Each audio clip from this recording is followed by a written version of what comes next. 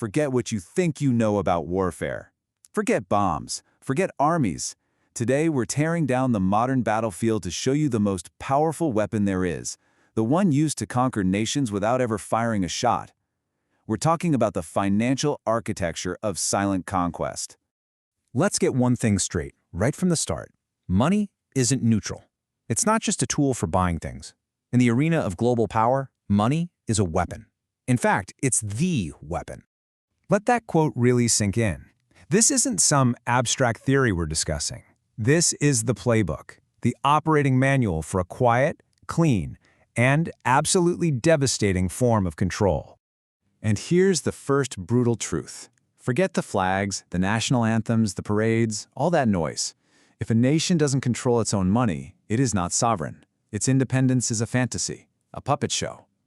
So how is this control actually put into practice? Well, it's not with threats of invasion. It's much simpler. It's done with a leash, a financial leash, and it's called debt.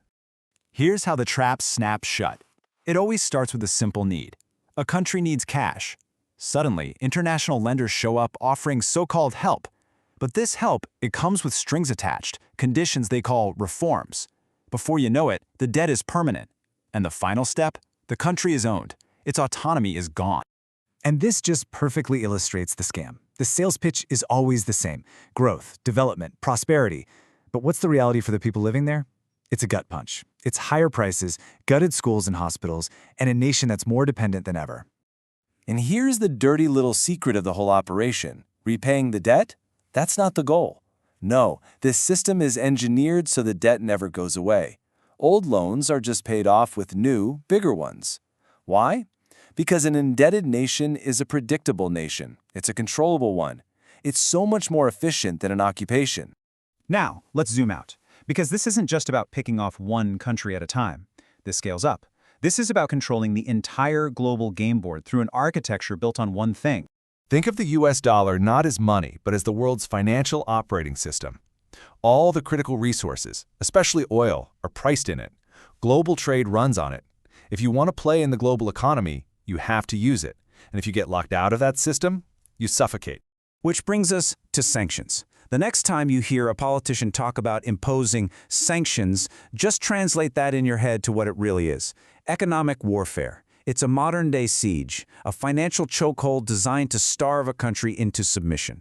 And who starves first in a siege? Never the people in charge. So you have to ask yourself, what happens when a country tries to walk away? Tries to sell its oil for something other than dollars? Well, suddenly they're labeled a rogue state, a threat to the global order. And why is that? Because they're threatening the people who own the system. Okay, let's go deeper. Let's look under the hood at the machinery that keeps this whole thing running like clockwork. Central banks. Sounds technical, maybe even boring, right? Wrong. These are some of the most powerful institutions on the planet, run by people you will never, ever get to vote for. And with a single decision, they can destroy millions of jobs, shutter businesses, and bring entire governments to their knees. And there is zero accountability to you. And you've probably lived through this cycle. In the good times, the boom times, the profits are privatized. They go right to the top. But when the house of cards collapses, when the bust comes, suddenly the losses are your problem. They're socialized, dumped onto the taxpayer. It's a perfect system. For them, heads they win, tails you lose. See, this debt is more than just numbers on a spreadsheet. It's a political muzzle. A nation drowning in debt loses its ability to say no. It can't choose its own path. Its leaders do as they're told, because the people holding the debt can hold their head underwater anytime they want. And don't ever think this is an alternative to actual war. It's just stage one. First, they try to break you economically. They hit you with sanctions, they attack your currency. And if that doesn't bring you to heel, well, that's when the military gets involved. It's the same conquest, just an escalation of tactics. Okay, enough about the grand chessboard of geopolitics. Let's bring this all the way home. Let's talk about you. Because you might be sitting there thinking, this is all very interesting, but what does it actually have to do with my life? And the honest answer to that is everything. That knot in your stomach when you look at your grocery bill, the price at the gas pump, the fact that your paycheck seems to buy less and less every single year, the dream of owning a home that feels like it's slipping away. These are not your personal failures. They are symptoms. They are the direct results of a global system designed to pull wealth from you to them. And you know what the truly insidious part is? It's all invisible. There are no soldiers in your streets. So what happens? People blame themselves. You think, I should have worked harder, or I made bad choices. But the truth is, the game was rigged against you long before you ever sat down to play. Ultimately, you can strip away all the complexity, and you are left with one single, brutal truth. If you control the money, you control the choices. And if you control the choices, you control the future. It's that simple. Which leaves you with one final critical question, the only one that really matters.